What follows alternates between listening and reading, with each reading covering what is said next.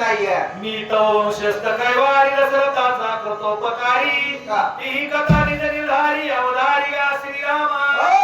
त्या ठिकाणी मी तुमचा असणारा त्या ठिकाणी उपकारी आहे. दशरथ राजानं माझ्यावरती उपकार केलेला आहे. कसा उपकार? आणि दशरथ इंद्राची साह्य गेलो ते युद्ध करणारा तद्रण झाला. काकासुराचं असणारं ते 30 कोटी देवाबरोबर युद्ध सुरू झालं आणि इंद्राला सहकार्य करण्यासाठी दशरथ राजा आणि मी गेलो होतो. माझा दैत्य करिता घाट साह्य झाला दशरथ दैत्य दमन समस्तने धर्मोत्तर मद निर्मुक्त राय केले. माझा घात करत असताना दशरथ राजा असणारा त्या ठिकाणी सहाय्य झाले आणि मला सोडवलं.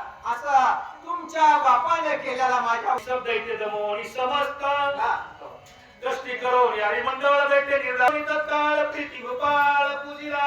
अशा प्रकारे त्या ठिकाणी सर्व दैत्यांचा संहार केला. इंद्राला सुख दिलं.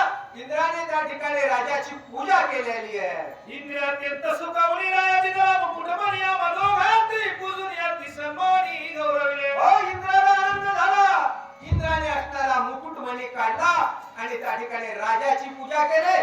समुद्राची पूजा केलेली आहे. ओछमणी दशरथे अति आवडीने निवासी तेथे जे खुनाने हनुमंते सुधी निश्चिते मानवय. तोच म्हणे स्वयं इंद्राने दशरथ राजाला दिला आणि दशरथ राजानं सुन्मुख पाहत असताना सीता मातेला दिला आणि तोच चुडामणी असणारा दशरथ सीता मातेनं हनुमंतरायाला सीतेची शुद्धी आणत असताना दिलेला आहे. ऐसावी दशरथाचा उपकारी काही नव्हेची प्रत्युपकारी तुझ मी होईन सहकारी सैन्य सागरी उतरावा. असा मी दशरथ राजाचा उपकारी आहे. मी मरत असताना दशरथ राजानं वाचवलेलं आहे. अजून माझ्याच्याने त्या उपकाराची परतफेड करणं झाली नाही. आज ती मी परतफेड करणार आहे. सागर श्रीरामा सांगत तो विश्वकर्म्याचा सुत नामाती विख्यात बांधील शेत सागर. युक्ती सांगितली की त्या ठिकाणी नळ नावाचा वानर आहे विश्वकर्मा.